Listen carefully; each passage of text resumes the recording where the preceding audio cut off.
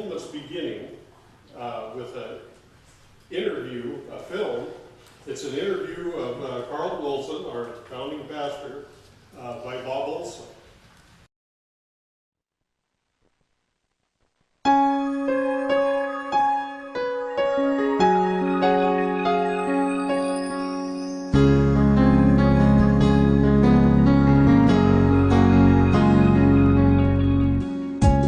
Carlton, this is the first picture, and probably the oldest one we have. It's an organizational Sunday with Chuck Gallman signing the charter.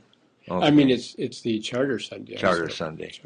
The 9th of January, 1966. Now, this is organizational Sunday at Yaquina View School. Yaquina View School, right. And that was on the 27th of February in 1966. And sitting there with you are who? There's Pastor Fellman, who was the bishop. Yes, he was there. He was there that Sunday. And then there's another pastor next to him. Was that Floyd Lewis, or was that somebody? Probably was Floyd Lewis. I can't make it out, but he would have. I think Floyd would have been there.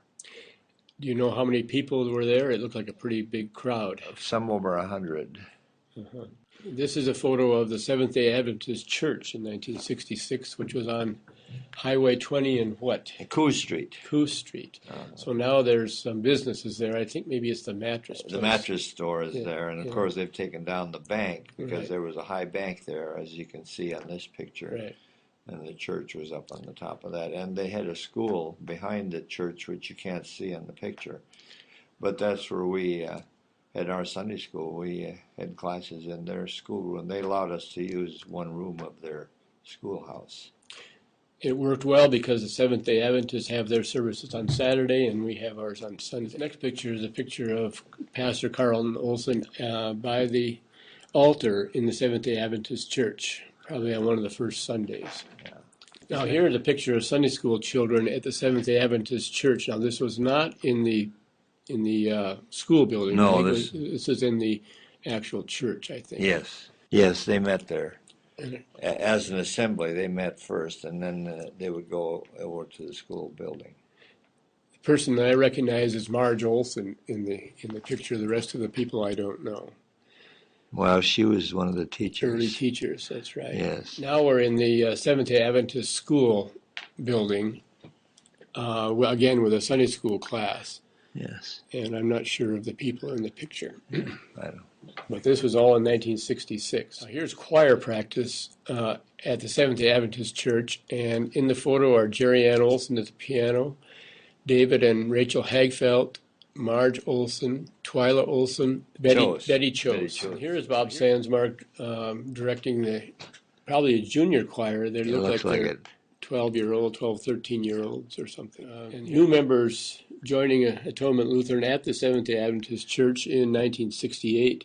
In the photo are Dick and Mary Ann Severson, and Bob and Jerry Ann Olson when Bob is holding Mark, Betty Chose, and then David and Rachel Hagfeldt. So this was in October of 1968. So this is a photo of the church property before any development occurred. Yes, what do you remember about buying the property? Well, I do. Ida Mae Schneeby was the person from whom the property was purchased, and she owned 9 acres. She owned the parcel, which has now become the PUD building, and her house was on that section of the property. So her residence was actually on the little knoll where the PUD building now sits, and then she would only sell the property in a larger segment, so the National Church financed 6.5 acres of property, which they purchased for $39,000. The congregation and the church at large didn't want the congregation to have 6 acres. They wanted to have 3.5, so we bought 3.5 acres for $20,000. And that was financed through the National Church body. So here this photo is of the groundbreaking, and in the photo is Bill Wick, who was congregational president, Ardell Loomis, who was the president of the congregation. Bill was president. She was the chairman of the building committee. And Carlton. The next series of photos now this is the logs. Clearing the land, and there were very large trees on the property, and this is Wayne Loomis was Ardell's husband. Wayne was the one who did the clearing. Is that right? Right. He had the equipment. He did, except for the trucks. They were separate, but he had the tractors and he unfortunately died of cancer not long afterwards. That's right. He did not get to see the building built. And here is some of the land cleared with a little pump house on the picture. Do you remember that pump house? Yes, that was a well house. That place is still out there, it's covered up somehow. Oh, it is? It's still there? Oh, well, the site of it is. The site is still there, right. And now here is Wayne Loomis pulling a huge stump with his tractor. These next pictures are all of clearing the land. Here is a logging truck. Did we sell the trees then? Yes, we sold them.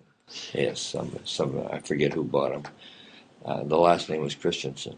And the Christensen brothers had several trucks. Now it started to build the church. And this just shows some of the forms for the basement walls. Yeah. Now this is all taking place, it's in 1969 April? To early, I think we started in June of 69. June of 69. And then the groundbreaking was in June of 69. Now I found it. The groundbreaking picture was on June 15th of 69. June 15th. Okay. And the building was completed by February of 1970. Right. That I do remember. So these pictures now are just our progression of the construction. And now the cement walls are in for the basement. They're starting to put up some of those large beams. What do you remember about getting those beams?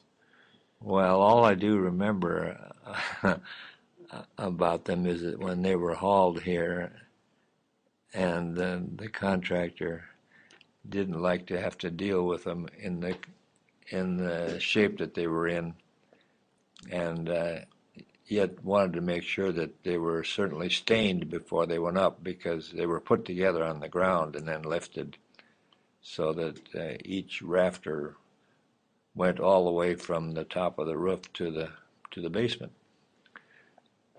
Yeah. And it took some heavy equipment to get that up there. And it was a little bit hard to find those timbers, was it? Yes, they had to be special ordered, and I don't know enough about that. Right. The actual contractor for the was Del Bennett, and he was a member of the church. And do you remember what his winning bid was? I'm going to say it was $85,000. Well, I found it here in the writing. It's $78,500. Oh, $78,000 for winning bid for the church. And here is the building is now framed. Don't have the siding on yet, but this is all taking place during the summer and fall of 1969. What do you remember about the difficulty with the siding? Well, the architect wanted it to go on diagonally, and the builder was not in favor of it, but he had to go according to the plan, and he put it on diagonally. But that channels all the water into the corners, and that was the very thing we had the problem with. Wherever the corners came together, the siding was at such an angle that it followed the angle right down to the corner. Right, and so that's when we started getting leakage problems. We had lots of leak problems. All right, this is building a picture now of the accepting of the keys. Del Bennett here is receiving the keys from the architect from Salem, who was Howard Smith. Yes. And in the photo on the left is Pastor Carlton Olson. Next to him, President of the congregation Bill Wick, and then Mrs. Bennett and other people that I can't recall their names. And Pastor Floyd Lewis was on the extreme right. So this was in February of 1970, moving into the building. At this time, I'd like to introduce our council president, Susan Painter.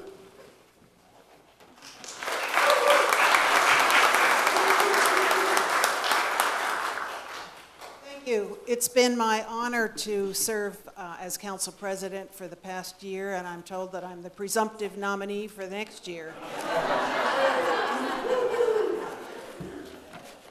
It's been great. And first I'd like to introduce the special guests that we have, not really guests in the case of Reverend Olson, but some of the special people who are with us this morning. If you could just stand as I announce your name so that the rest of the congregation can see who you are. Reverend Carlton Olson, our founding pastor.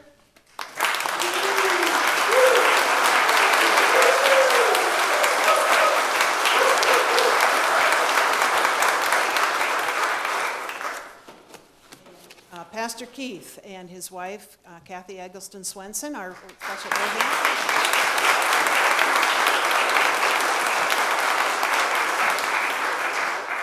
And Gary Ritter, our guest organist.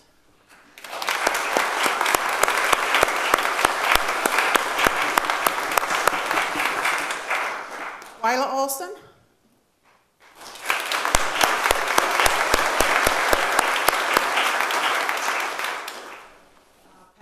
Pastor Don and Claudia Parsons.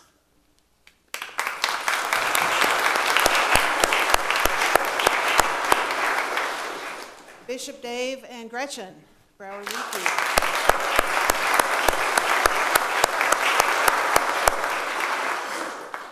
Our resident comedian, Pastor Ed, and his wife, Luke.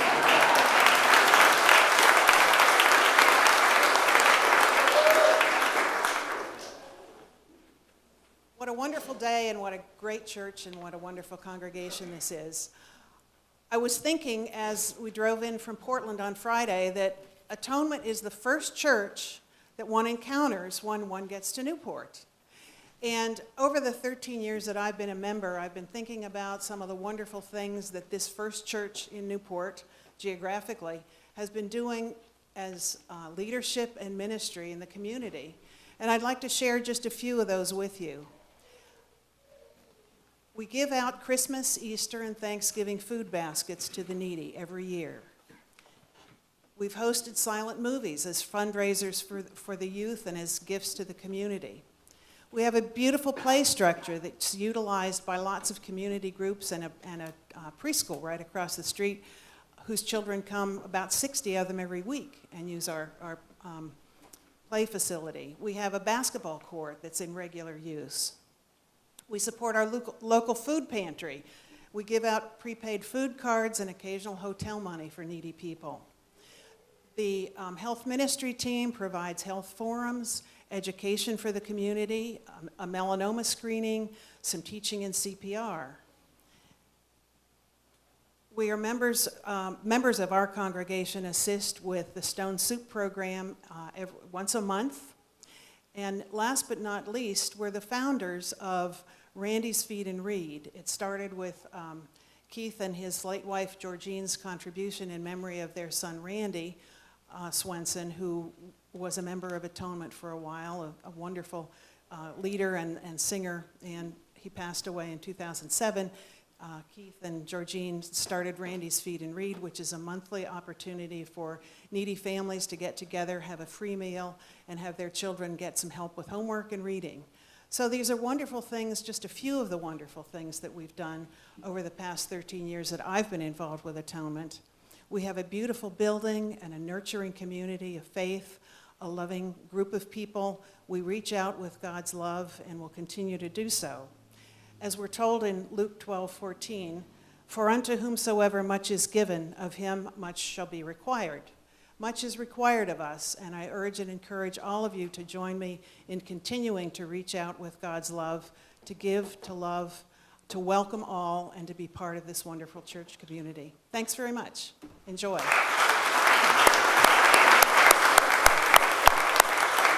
Okay, at this time, if you'll notice on the program, it says that I'm the MC, Pete Kroc, and the Breakfast Club. And that's a few of the guys that get together for breakfast. And I want to let Pastor Dave know that one time I came to him and told him that my nephew wanted me to marry him. And he said, "Do you realize how many years I went to school to become a pastor, and you want to go online and do it in one day?" Well, look what I have. I'm now ordained, and since you got to meet all the pastors' wives, I'd like to introduce my bride, Beverly.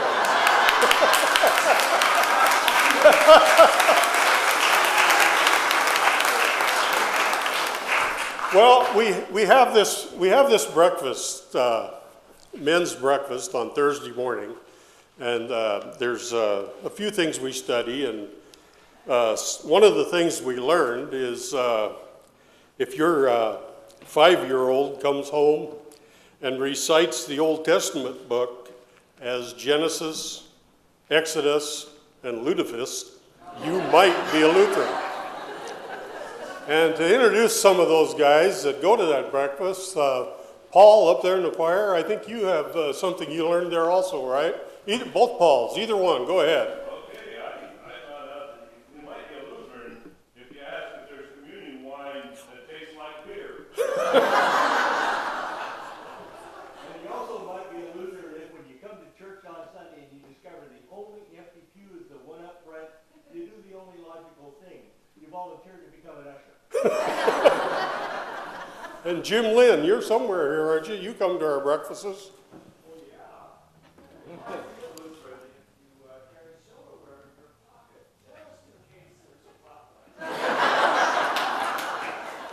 Well, that's a few of the things we were able to learn there. Right now, we're going to go to Atonement's beginning with an interview, a film. It's an interview of Carlton Olson, our founding pastor, by Bob Olson. All right, thank you, Bruce, and thank you, Carlton. By the way, Dave, I wanted to let you know that the only reason I got this is there's $5 golf on Mondays. Out here in Niagara Beach. I won't be doing any weddings. Okay, right now, we want to acknowledge some attendees, and we're going to do that by decades. So do we have some people here that came between 66 and 70? If we do, could you stand up, please?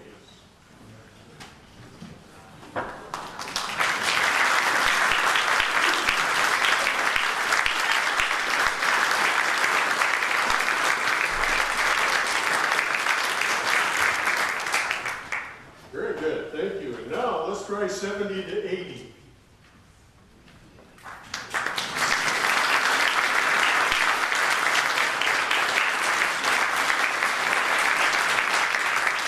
And 80 to 90.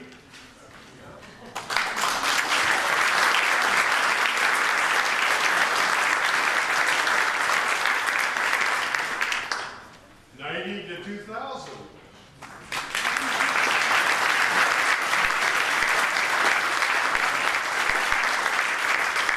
And 2,000 to 2010.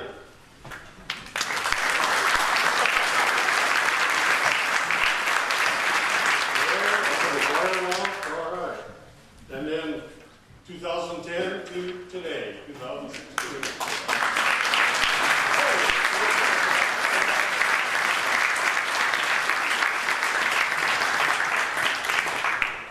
Okay, now Bruce has something about the building history, I believe. So I'll turn it back over to Bruce Wade.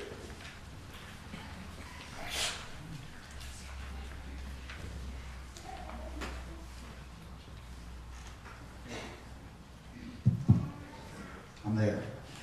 Well, lots happened for those of you who haven't seen the church for over 12 years, hasn't it? Quite an evolution. Lots to celebrate here, and we'll enjoy part of those facilities later on today. So we have this beautiful new facade. Those of you who haven't come in a long time will recall that just past the worship area there was a hallway that went out. There wasn't much of a place to socialize. If you had a handicap, you couldn't get downstairs to use some fellowship space. So now, of course, we have this beautiful area. Our builder, Craig Hoffman, who did the construction, did a wonderful job. We really want to thank Steve and Marion Brown for the use of dogwood, where we were in between, and it worked out really well for us. And Dietmar Gobel oversaw a lot of the oversight stuff during construction. Keith Swenson, though, you were just a rock for us, both through the dogwood phase and the construction. Bring it down just a touch. This is going to be interesting.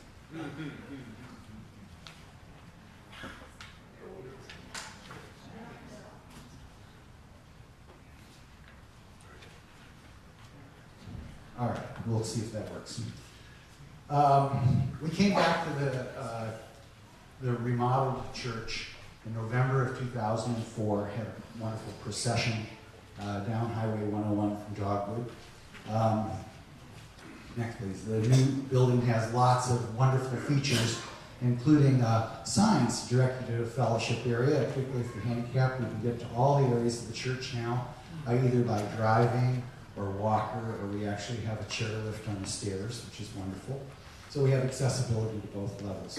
Not to mention that the pastor now has an escape route out the back door if he needs to get out. And next, please. We have handicapped doors and covered access areas. We have, of course, Grant's Court, which we're very pleased to honor Grant, well-means name. We have a retreat capability downstairs. Next. We have a wonderful yard area in the back. Our volunteers who do groundskeeping have done an amazing job, which you can see, and the rhododendrons and the recent refurbishments outside. Next, please. So these green spaces really have left a lot of the wonderful trees, so our church has more ambiance, I would say, around the exterior than a lot of others, especially new ones. Next, please. And when you look to our church from the west, looking east, you can see the children's playground. Next. And this is the area behind the memorial garden. Next, please. Which was designed as sort of a dry riverbed, as a place where people can go and commune with nature and think about loved ones. Next, please. And there are people like Peggy Wolf here, memorialized in stone amongst the rocks and pebbles. When you go out there, you can see many members of the church if you remember. Next, please. And the dry riverbed continues downstream, so to speak, next, to actually to the children's play area. Sort of the circle of life. Ashes to ashes, all that sort of stuff. The new facilities next include, of course, a beautiful kitchen, an expanded fellowship area, a nursery, meeting rooms, some of which are used for parish health, the Sunday school area. Next, please. We're just now coming into a point where it's really beautifully landscaped, and we're here during the peak eroding season, so that's especially nice. Next, please.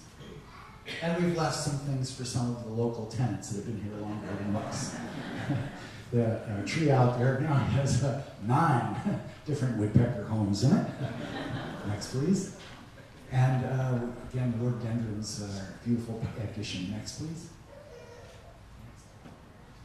Next. And Mary Lou will talk about this area, which is the north wall of our sanctuary and the kitchen below in a little bit here. Next. And just completing the tour, going around the facility. You might remember when you were last here, perhaps we had a gravel parking lot. Well, we not only have it now, but we have additional space. Next. So again, signs to the fellowship area. Next. And here, looking from Highway 101 down to the all-new parking area that takes you down to the handicap access to the lower level and the kitchen. Next, please. You might recall that a large part of the way this was done was that the smart thinking of the original founding members of the church was to have a little over 3 acres of property, as Carlton said. He didn't mention that the 3 acres that we lost, us didn't say lost, that we didn't get was sold to Walmart. That was a good investment too. But this 3 acres that we have immediately north of the church, we did all this rock wall area and developed it into a space that could be used for commercial properties. And these are the 3 tenants we have: Taco Bell, Oil Can Henry's, and Woody's Car Wash. And that provides a lot of the income that is now paying for our extended mortgage for this new facility. So everybody planned well, built well, and I think we're living well. Thank you.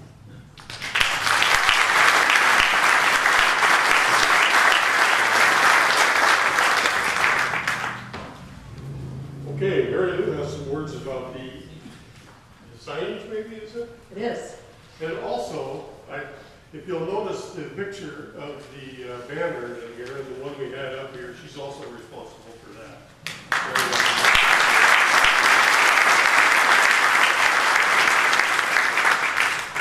Thank you. It's a thrill to look out here. And I wasn't going to say look out and see old friends, but see longtime friends.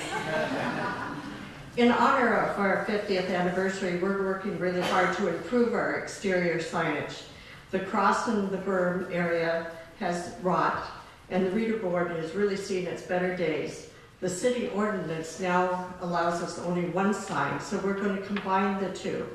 And we are so fortunate to have architect Dietmar Goebel as a congregation member because he's designed a new cross for us with a sign. It's amazing. There's actually 3 crosses. There's a cross on either side of the reader board and a 3rd cross for balance. And so there's a lot of symbolism with it for 3 for the Trinity and also for the 3 crosses of Calvary. The reader board will be 2-sided and lit from within. We'll also have light shining on both sides so you can see it well at night. And the location will be where the present cross is now. And if you want to see a closer view, out in the lobby, there's an easel out there and you can see it up close. We're also going to put signage back on our building. We used to have signage on our east side, but as we heard about the angled siding that we had to remove that and replace it. And we've never gotten the signage back up. So we're going to, on the east side, we'll have the signage, and then again on the north side, we'll put signage so that as you're coming down Highway 101 traveling south, you'll be able to see Atonement Lutheran Church from before you actually get to the turn-in spot. We are so fortunate that we had artist and former member Richard Hazelton design our logo. So that's the logo with the waves in it and our name. Our other projects are to support the community, and we've chosen 3 charities to support. Samaritan House Homeless Family Shelter needs bunk beds. The Newport Food Pantry needs a garden shed, and Lincoln County Food Share needs a freezer. So we're raising $25,000 for all these projects, and we would welcome any donations, large or small.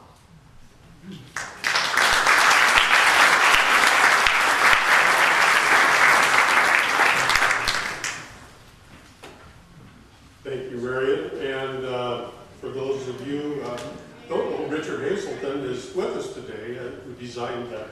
Thank you, Richard.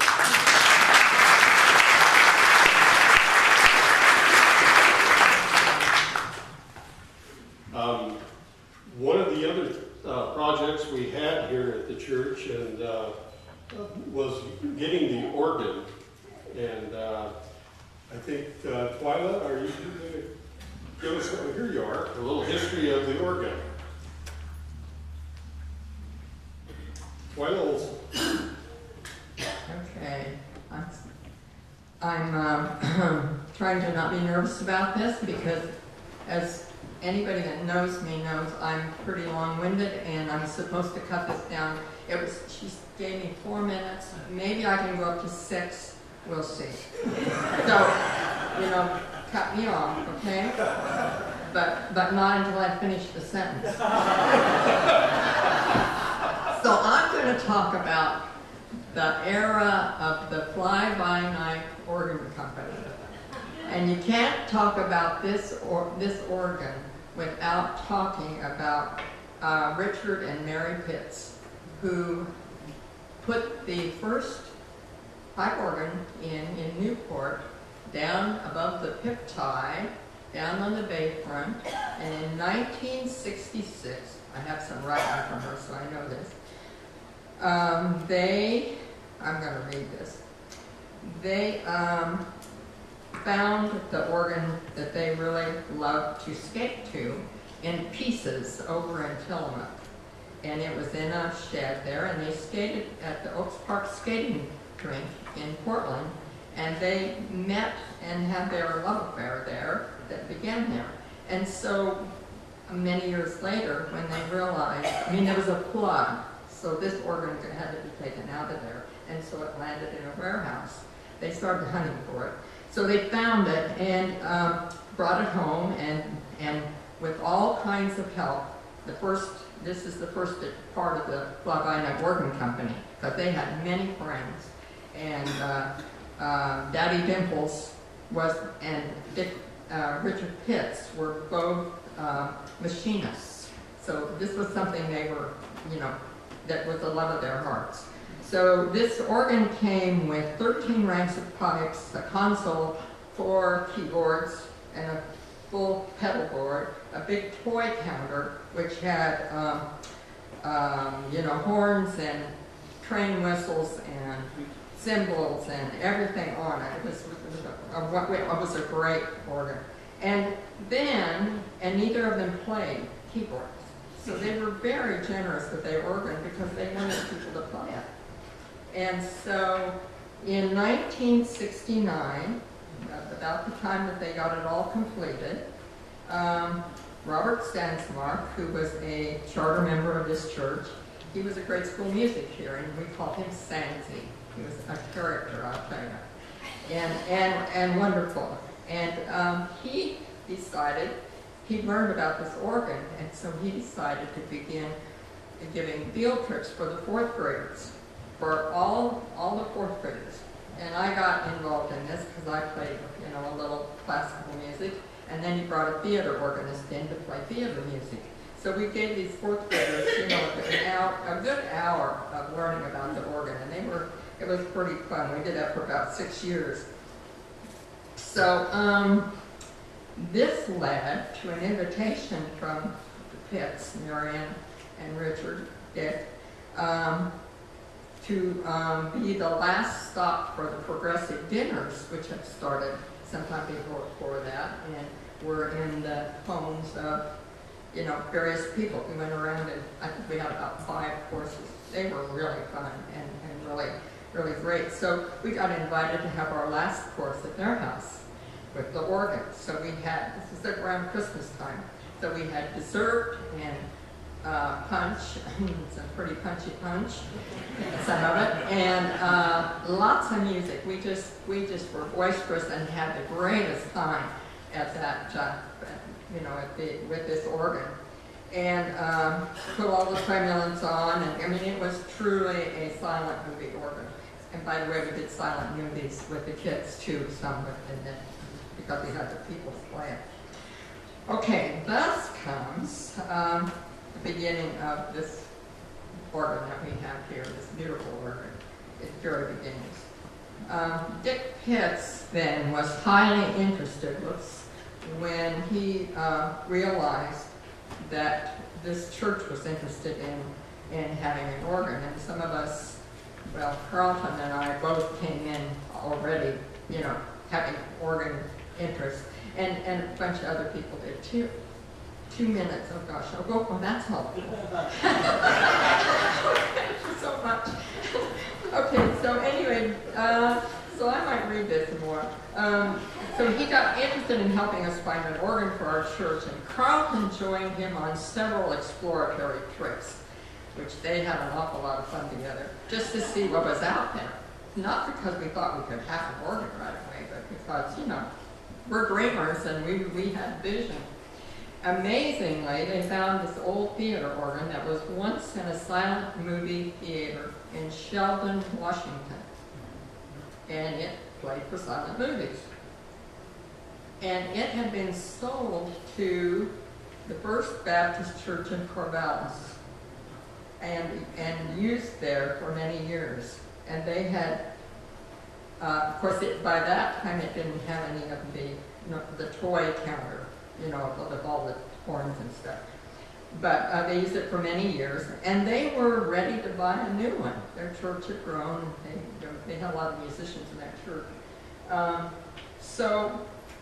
Amazingly, the asking price was $5,000.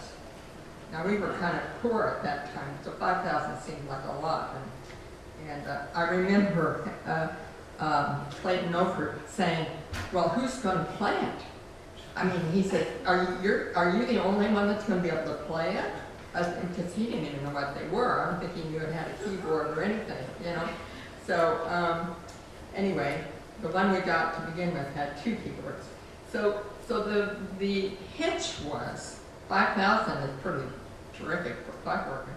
5,000, but the hitch was that the buyer had, the price with the buyer came with the buyer removing it piece by piece.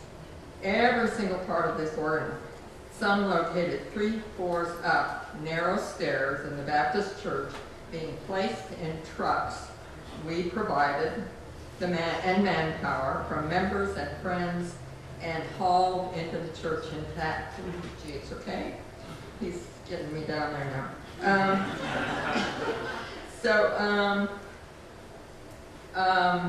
This began the Fly-By-Night Organ Company's second project. And it turns out that, by the way, when they came back from their weekend of hauling, taking apart, hauling, and so forth, and Dick Pitts and Daddy Dimples they had this little group when they were done, now I'm getting really nervous, Bruce. when they were done, there were a lot of very sore, tired people. But when we came to church the next Sunday, it was just covered with, the aisles and a few of the benches. Some of the benches were clear, but the whole place was just covered with all these pipes. They're huge. Some of them are 16 foot. It was quite a thing. So the Fly-By-Night Organ Company was then in full swing, and the president was. There's a period right there. Oh, I'm not going to stop now. You know it's not going to happen. So the president was Richard Pitts. The treasurer was Daddy Dimples. The apprentice electrician is still in the crowd, and his name is Paul Stanglin.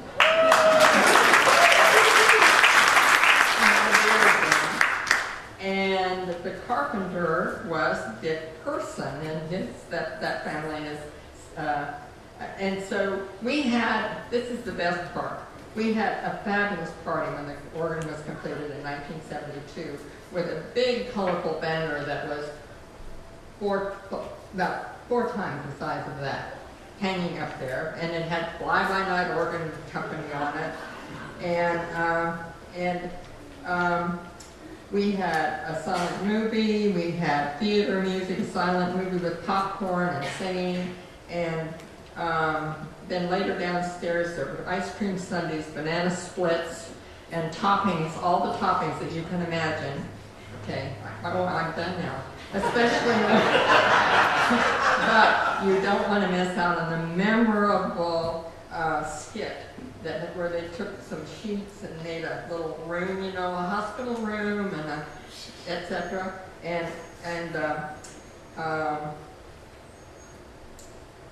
What I'm trying to think. Oh, Elaine Rubik was one of our charter members, and she was a nurse, a scrub nurse, an ER nurse. And she was all dressed up in her white stuff, and I don't know who played the parts of Daddy Dimples, and I think it was Daddy Dimples and Dick.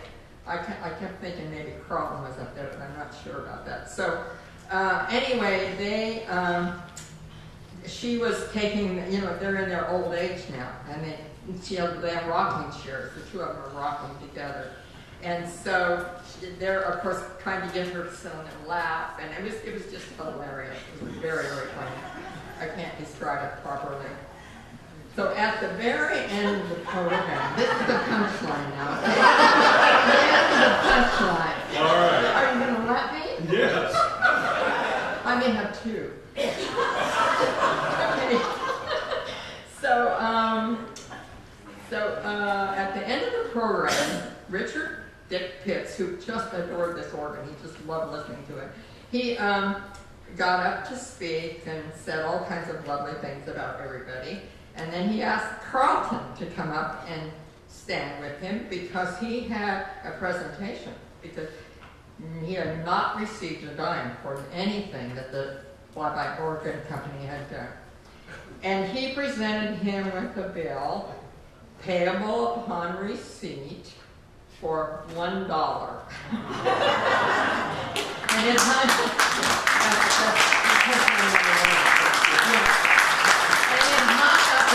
in the chambers there for many years, inside the chambers.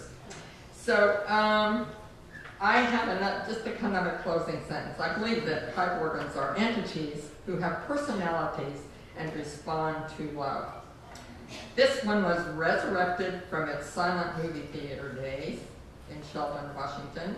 It was repurposed in its Baptist church years, and then once more retooled, relocated, and revived by the continuous love shown for it all these years, beginning with Dick Pitts, who truly loved this instrument almost more than the one in his own home. The organ knows how to give love and joy back to those, and those tremulants still work. And so I have asked Barry Ritter to have put the tremulants on for at least one verse. See, it's kind of been hidden. We know about having to hide out from ourselves, but it's going to show that it has another side. So, thank you very much.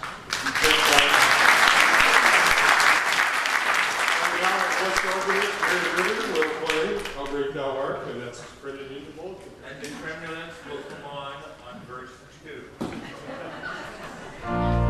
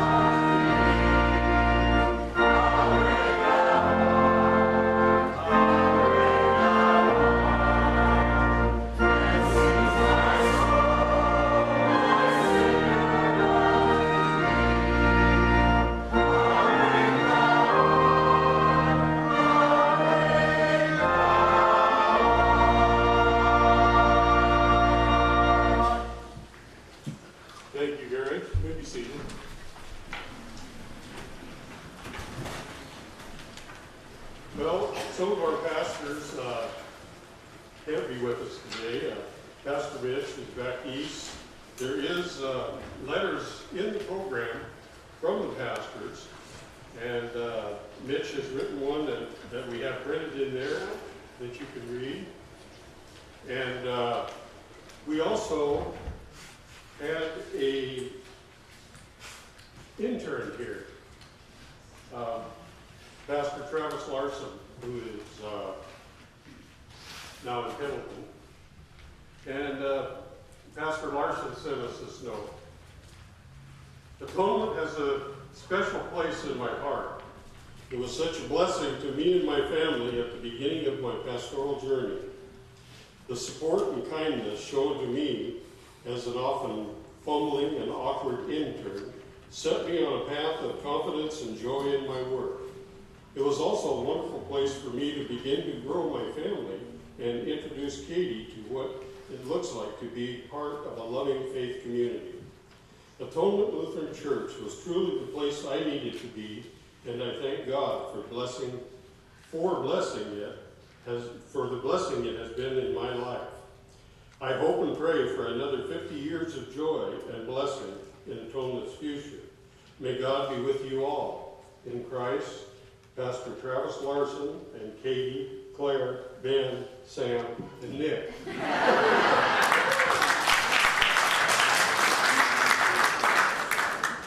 And of course, we were all here with Pastor Bob Hermanson for years. And he, of course, is no longer with us, and Elsie unable to make it today because of illness. But they did send this note, and of course, Pastor's daughter and granddaughters and grandson and son-in-law are all here. Atonement Lutheran has always been a blessing in our family. We have celebrated events most indicative of life's journeys there. Births, baptisms, birthdays, high school graduation parties, weddings, divorces, funerals. Our family has a plethora of friends and extended family throughout Atonement, and this continues today. Again, as written above, Atonement has blessed our family. Thank you for that. Celebration wishes to everyone and infinite happiness. Love from Pastor Bob and Elsie Hermanson. John and Janet Beck and children Natalie, Brooklyn, Brian, and Kyle. Dick and Kim Fink, Autumn, Dustin, and Violet Breitweiser. Caitlin, Amy, and Addison Taylor. That's from Elsie.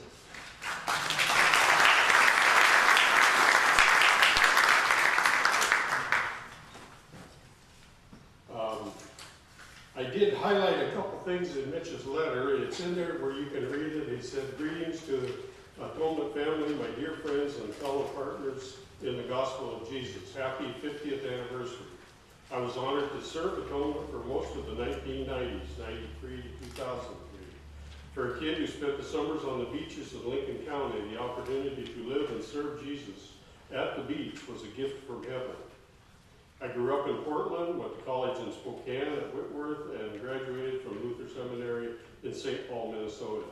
I began ministry in Oregon City as an associate pastor, and Atonement was my first solo call.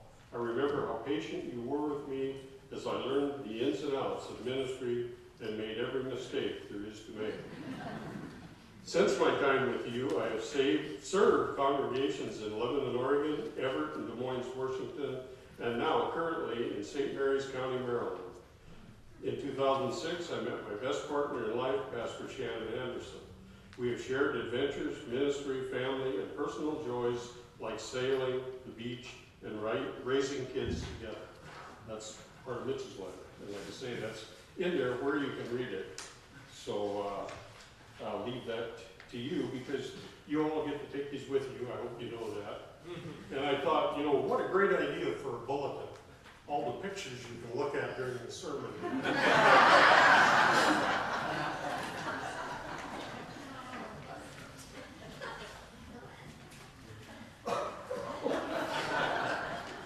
And now, for the ones that are here, Carlton has made a presentation on film here, and that was his for the day. Pastor Swenson is with us, and Keith, do you have a couple words you'd like to say? Or a couple?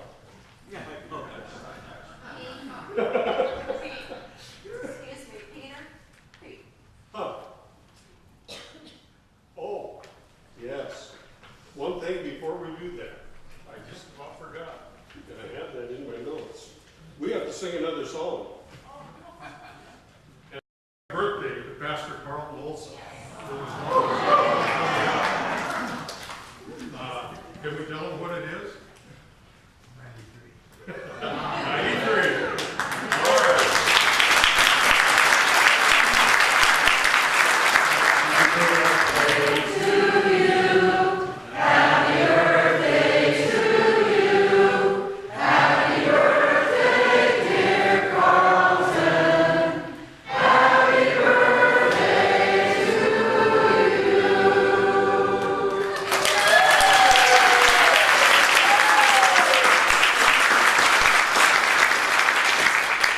There, by golly, that got him to stand.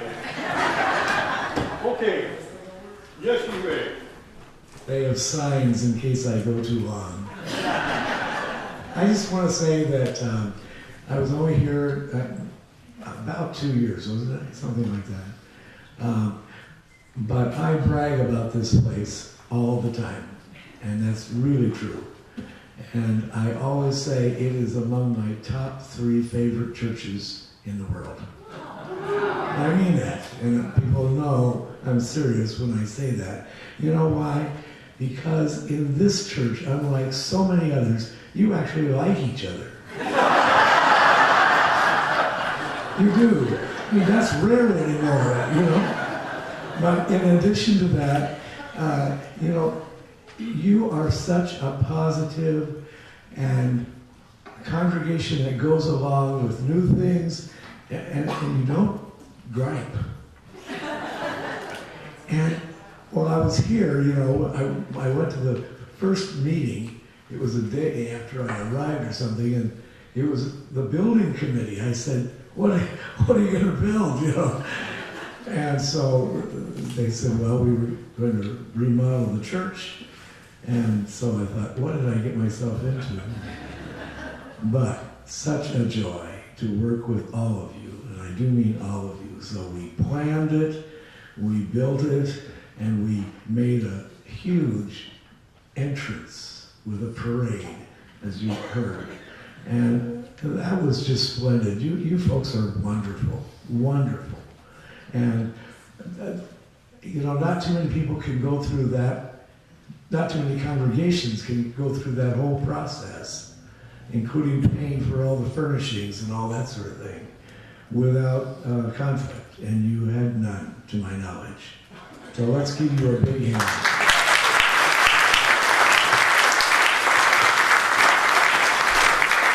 This place is full of love.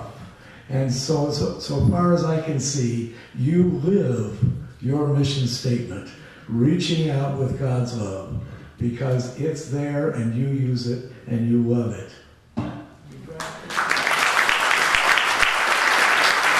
Thank you, Pastor Keith. And Pastor Keith helped us get this next guy. And he wants the mic. You've already heard me, so I'll be short. It's rare that the interim pastor is here actually longer than the pastor who follows him. That time doesn't count. I got wasted. Okay, so my time here was short. Richard, I love being here. You helped us personally through a transition in our life, and we left too soon, too early. I wasn't the pastor who built the remodel, but I was the pastor who figured out the key fobs. Credit for that. So I have to ask Pastor Pete. I remember really well the conversation about your nephew. Did you bury him? No. No, so that's good. So that's really good, because there's a story I have. I have many stories that come out of my short time here. One of them has to do with Pete's visit to me one day. He came and said, You wouldn't let me. I would have let you, but you didn't want to. So Pete's one of those respectful people, you know? I mean, I totally believe he's bilking the golf course, but he's one of those respectful people. And I remember coming in and saying, Pastor, my nephew wants to get married, and he's asked me to do it, and I'm not a pastor, I can't do it. And we went through the online registration thing. When I tell this story, I we had a deal. I don't mess with high power lines, and you don't mess with pastoral stuff. That was the deal. So that's what I was worried. And I tell that story because, as Pete and I talked about that, what I finally said to Pete was, it sounds like you're not comfortable pretending to be a pastor doing the marriage, which I think you weren't. So I said, my suggestion is you and Bonnie go to City Hall with your nephew, sign the license, and then host the party. You know, that seemed to be where I thought we ended up, so I was just checking. But the reason is because a couple years later, Gretchen's cousin calls me up with exactly the same story. You know, his daughter wanted him to do the marriage, and he's not a pastor, and so we talked about that, and I had the answer in my head, you know, because Pete and I had done this. And so finally I say, well, Dawn, it sounds like you're not very comfortable with this. I suggest you go with your daughter to City Hall and sign the document, blah, blah, blah, and have a party. Silence. Then he says, I don't think that's what she wants. So, and then a couple years later, my daughter marries people, same way. She never even asked me, she just did it, right? I mean, she went online, got married some of her friends. You know, so there's just been this progression, right? So, Gretchen and I, into the story, Gretchen and I are having dinner with some friends of ours. He happens to be the Episcopal bishop, and his wife.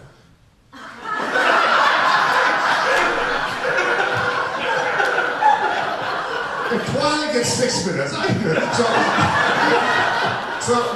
So the bottom line was the Episcopal bishop is, I'm telling him the story. And he's getting all red in the face. And he said, that's not the way it's supposed to be. That's not the way it's supposed to be. And the marriage service comes from the old Anglican English service, right? He's talking about the place of the church. I go, Michael, nobody cares what you think.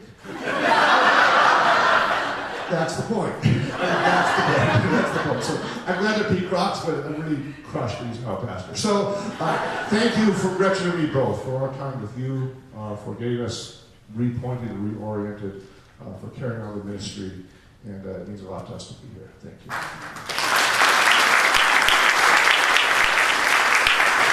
And we have Pastor Don Parsons here also. Don, are you still here? Would you like to say a few words? There he is. Yep, stand down here by John.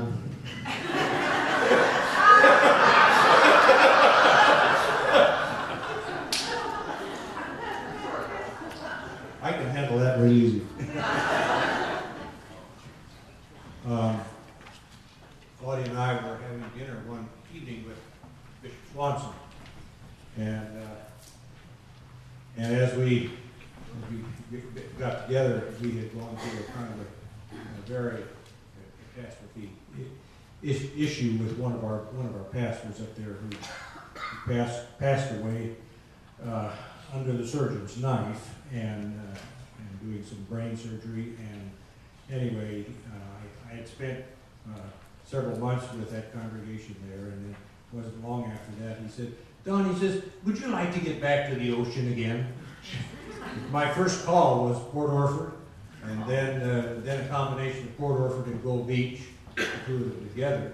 And Claudia and I just absolutely fell in love with the ocean and all the woods and everything else along this whole interim state. And so when he said, I think we need to get to the ocean, and we looked at each other and said, I think he's right. And so we came over here and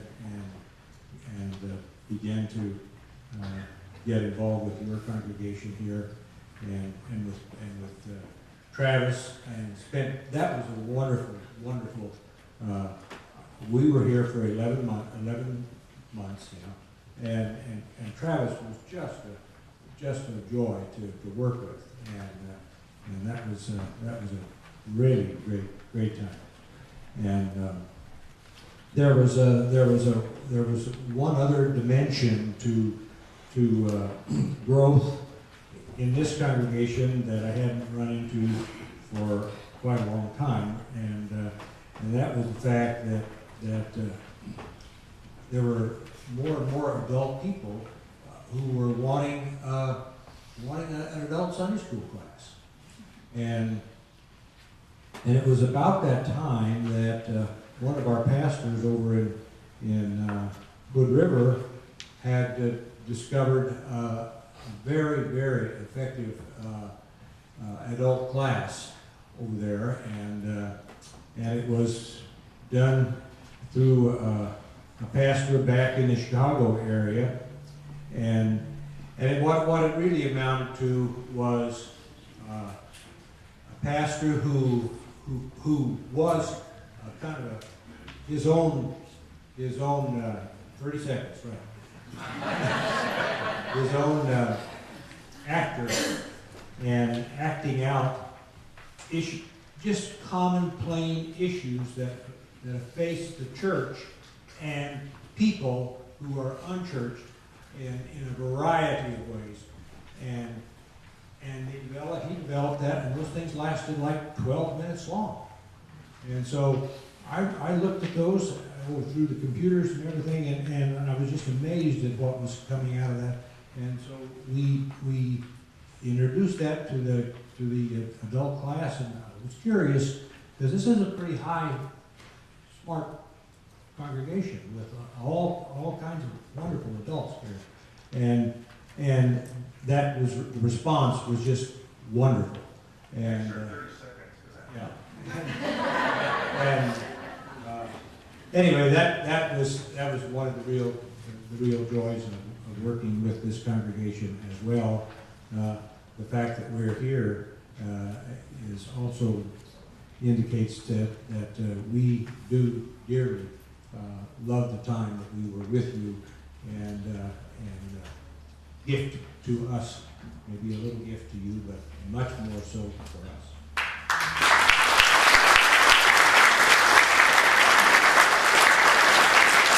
Great, brother. I'm ready to call Twyla back up. Last but not least, our own Pastor Ed.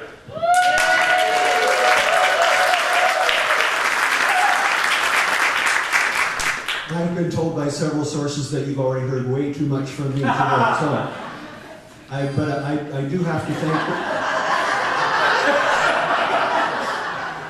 to thank the bishop for leaving the best call in the synod to take the worst call in the synod. I hate to say this on Pentecost Sunday, Bishop, but the Spirit was messing with you bad. It is my privilege to be the current pastor of this place, and I love it here. And what a great joy it is, what a privilege it is for me to be the pastor here. But I'm hungry. You hungry? Yeah. A few announcements. I'm changing the order of things a little bit. When I'm through giving the announcements, John Baker's going to stand up with his harmonica and do a song and dance. He's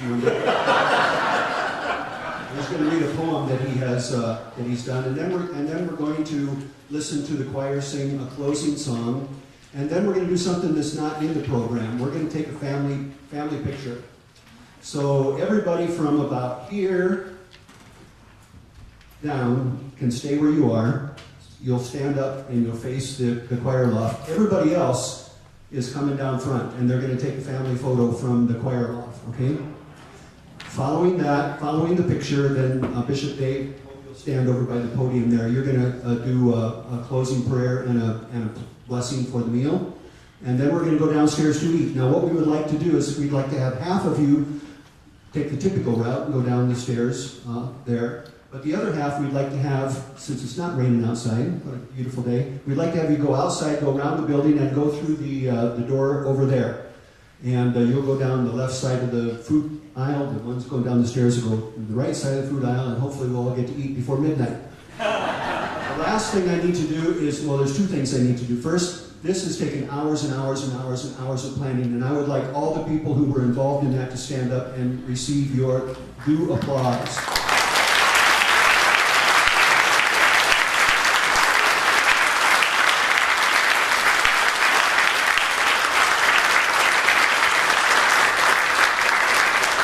Finally, the Peter Vinci and the students from Toledo High School for their videos today. I can't wait to see the final product.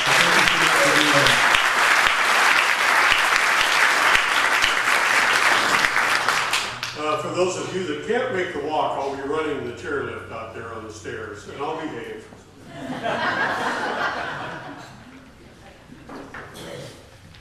We have, the M&M project here at this church, and that's Mary Lou Mate and Marion Brown, and we need to say their names very loud.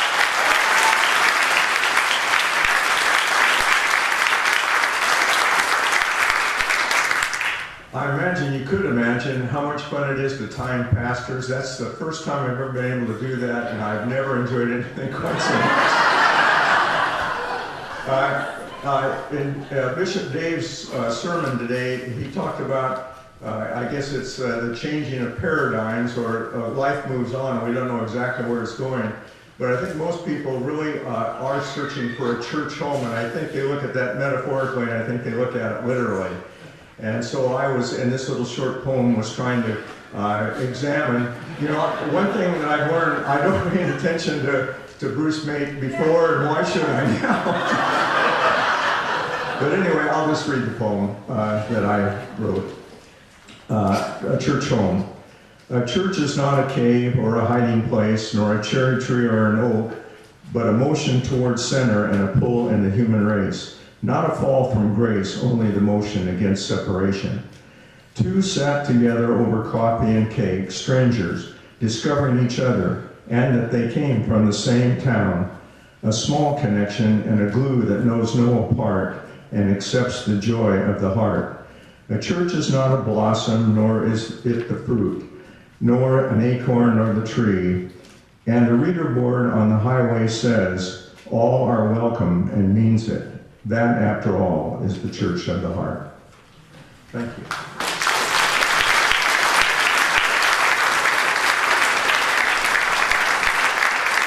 We should take just a moment here to thank all the volunteers that came from friends of people in the congregation to help with the nursery and take care of the little ones today.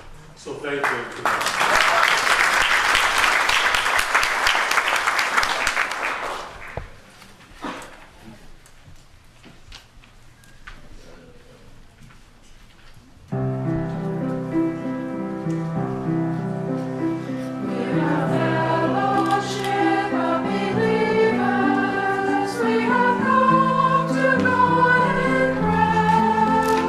To renew the faith and Christian love.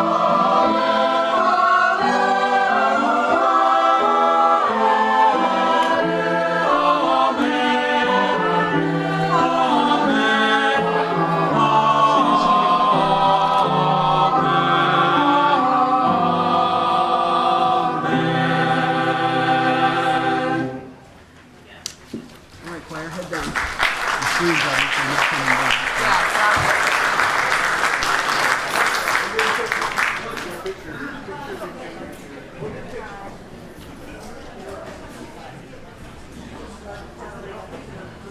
those are in the first 4 rows. We're just going to turn around and look up at the choir loft, and we're waiting for the choir to come down and join us. It'll take a couple moments to get the rest of us here. And one more thing, on all the tables out there, there are pictures, and of course you'll see them downstairs on the tables and on the bulletin boards. So take time to go around and look at all of those. You're all in them. So.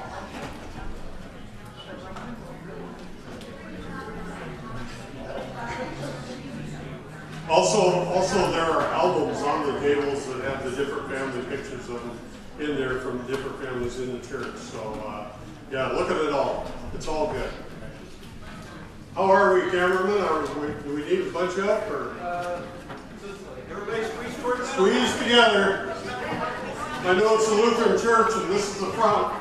Could be a first time for a bunch of them.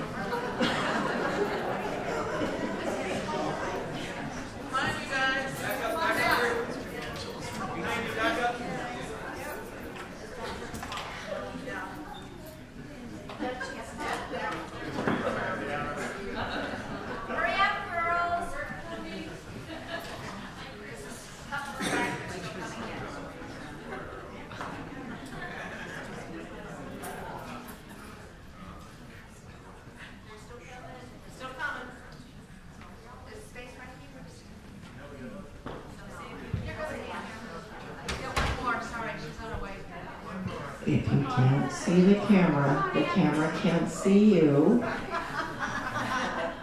One more.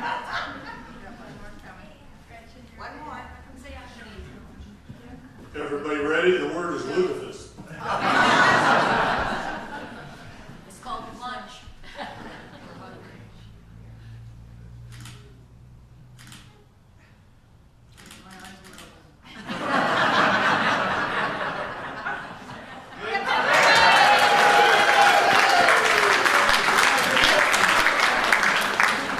Let us pray. The Lord be with you. Spirit of life, we thank you for the gift of life in each and every one of us. We thank you for your presence in this community of faith. We thank you for the unleashing of hope and love and care and compassion that you channel through us and our lives. May we live faithfully and well to honor the gift. This day, may we give thanks for 50 years of service of this community as an expression of this place of your love. And may we now prepare our hearts to receive the gifts of the earth to strengthen our body and the gifts of conversation to strengthen our memories and our spirits and our souls. Make us grateful and joyful in all things in Jesus' name. Amen. Amen.